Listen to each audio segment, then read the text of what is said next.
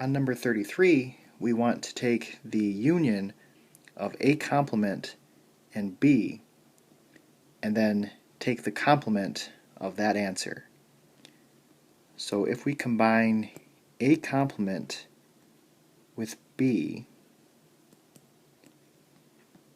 we get 1, 3, 4, 5, 7, 8, 9, and 10. And then if we take the complement of that, we get 2 and 6. 34 wants us to find the intersection of B and C, and then intersect that with A. So the intersection of B and C would be 5. And I'm trying to intersect that with A.